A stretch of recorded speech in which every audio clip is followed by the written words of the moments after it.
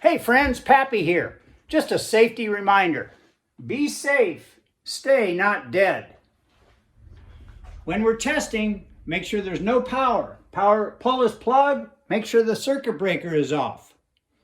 We will do all of our testing without power. We'll be circuit tracing using continuity only. For my full safety video, you can see it on this channel. So let's get rolling. Hey, Pappy here. In our lesson today, what you're going to learn is about the three wires that supply power to your house, the circuit breakers, 240 volt circuits, most house circuits are 120 volts, and you're going to learn wire sizing and color codes. So let's get with it and have some fun. Here's the power pole outside the house. And you can see three wires coming down off the pole here. They're twisted together, but they all end up in this piece that's coming out of the roof. This is called a masthead. And you can see there that there are three wires. Two of them have insulation, and one of them is a raw wire. I hope you can make that out. And that's how the power gets into the house. Two of those wires carry 120 volts each. And the third wire, the one that doesn't have any insulation, is the neutral for the system. It's also connected to the grounding system, but we'll get into that later. So that's where power comes. It goes down that masthead into this box where the meter is. So if you remember, I showed you where from the masthead, the electricity comes down into the meter. And the meter is what measures how much the electric company gets to charge us. Inside, at the top here, is the main circuit breaker. Notice it says 200 on it. So this whole panel is rated at 200 amps. That's all of the power. If I shut that one off, there would be no power to the house at all. And then that goes down into these two banks of what look like switches, and they are switches, but they are also circuit breakers. Now you'll notice on the ends, they're labeled. The one on the left there says 50, and these two on the right say 20. So that's a 50 amp circuit on this side. And that's for the air conditioning, which is one of the 240 volt appliances. You'll also notice that the circuit breaker itself is physically quite a bit bigger. 20 amp circuits are generally for receptacles and appliances. And 15 amp circuits, which you can see one there at the bottom, those are generally for lighting circuits. Now, if we come up here, you'll notice this one is a little different in that it has two switches here. That's simply a physical configuration. It's two circuit breakers built into one container. And that's in case you were adding a circuit to a box and you didn't have any extra room, like this hole down here. If you didn't have that room, you could use a double circuit breaker like this in order to add a new circuit. You'll also notice that these are labeled, which many boxes are, but be very careful. Many of them are not labeled properly. Now, if you'll notice, this 40 amp circuit breaker is very similar to the AC. It's also 240 volts. Now, we'll get inside the panel itself, and I'll show you how we get 120 volts and how we get 240 volts. Now I've taken the panel cover off, and you can see where all of the wiring comes in. Now these metal strips, these big metal strips here on either side, each of those is connected to one of the two insulated wires that came through our masthead.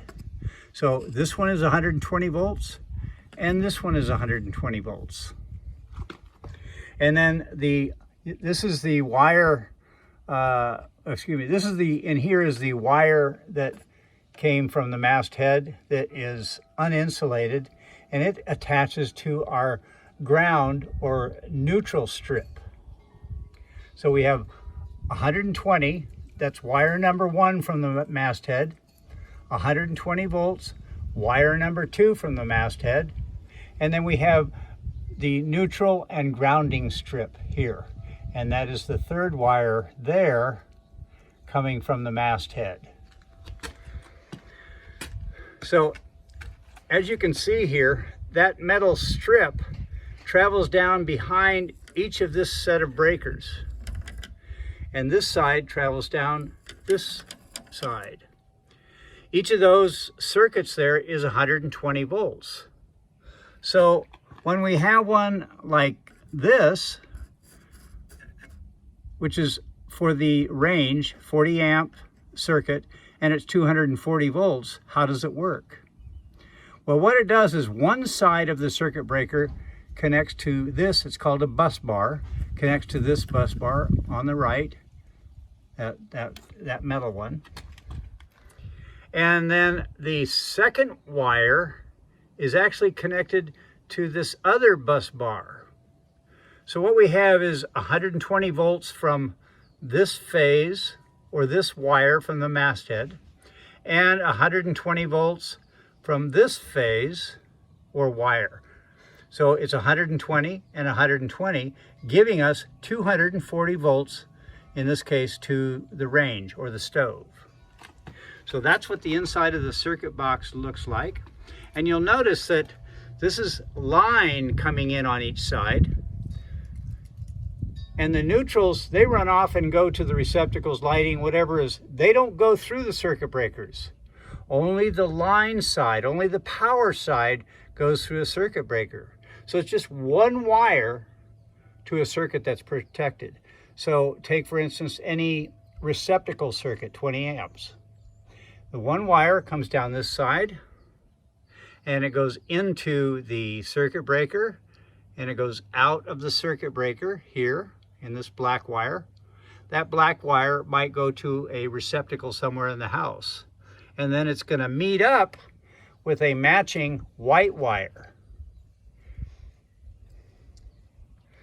So that's what the inside of the panel looks like. And you'll notice some of the wiring is visibly different in size. And this one in particular, the one for the spa, you can see is quite a bit larger than any of these others. And that correlates with the amperage. In the case of the spa here, see if I can get it, it is 50 amps. So now we'll get into wire sizing. These are 3 common wiring sizes you'll find in a household. Now I've labeled them for their size. That's size 14, size 12, and size 10. And you'll see that as the numbers get lower, the wire gets thicker or bigger. And the more amperage you are drawing for an appliance or some device, the bigger the wiring you need. And it correlates as follows. So lighting circuits, which are generally 15 amps, are number 14 wiring.